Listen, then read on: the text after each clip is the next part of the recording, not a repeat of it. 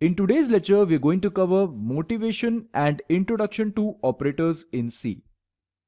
Suppose I ask you to write a program to find the area of the rectangular garden, provided that the length of the rectangular garden is 15 meters and breadth is 10 meters. Suppose this is the rectangular garden and I ask you to write a program to find the area of this rectangular garden, and I provided you the length of the rectangular garden as well as the breadth of the rectangular garden. What do you need to do to find the area of the rectangular garden? You simply multiply length and breadth together and this will give you the area. That means somewhere in the program you need to multiply these two values, right? Therefore, what we need is to multiply these two values. Suppose I ask you to write a program to check if annual turnover of your company is greater than or equal to the annual turnover of your competitor. Now suppose that annual turnover of your company is 30 crores and the annual turnover of your competitor's company is 50 crores. Now what do you need to do? You need to compare these two values, right? If you want to perform the comparison between these two values, then you need to have a greater than equal to operator, and that's what you need to do inside your program. Finally, suppose I ask you to write a program to make a decision that if you have both chair and table, then you start studying your favorite subject, otherwise you simply go to sleep. What I'm asking you is that if you have both chair and table, then you start studying, otherwise you go to sleep. Why I am discussing all these programs? What is the need of discussing all these programs? What you did in the first program is that you multiply these two values, 15 and 10. Multiplication operator in C programming is also called as arithmetic operator. Note down this thing. What you did when you compare the turnover of the two companies, you apply an operator which is greater than equals to. This operator is also called as relational operator in C programming.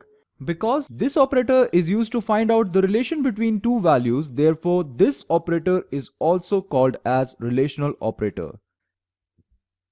In the third program, we check this condition that if we have both chair and table, then we are going to study. Otherwise, we simply go to sleep, right?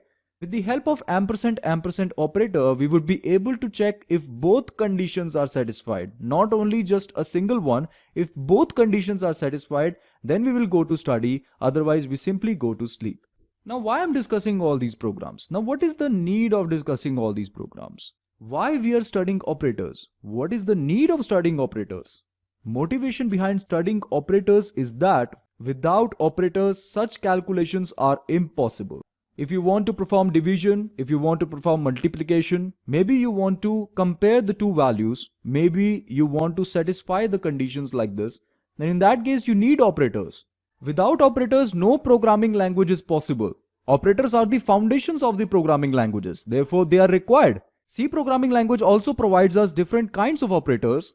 Now we are going to discuss about them. There are different types of operators supported in C.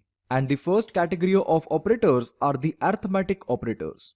Arithmetic operators such as plus, minus, multiply, divide, and modulus.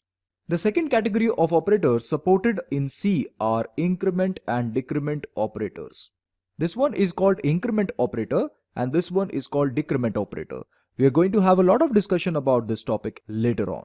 Then the third category of operators are the relational operators. This one is called as is equal to operator. This one is not equal to operator. This is less than equal to operator. This is greater than equals to operator. This is less than and this is greater than. Now the fourth category of operators are the logical operators. This is ampersand, which is also called as and. This is or. This is not. Fifth category of operators are the bitwise operators. They are bitwise and, bitwise XOR, bitwise OR, bitwise ones complement operator, right shift operator and left shift operator. Then we have assignment operators such as this is simply an assignment operator, this is increment then assign, this is decrement then assign, this is multiply then assign, this is divide then assign, this is modulus then assign, this one is left shift then assign, this one is right shift then assign, this one is bitwise and then assign, bitwise XOR then assign, bitwise OR then assign. The rest of the operators are conditional operator, like this one. The ampersand, which is also called as address of operator. This is star operator, which is used in pointers. We're going to have a discussion about them later on.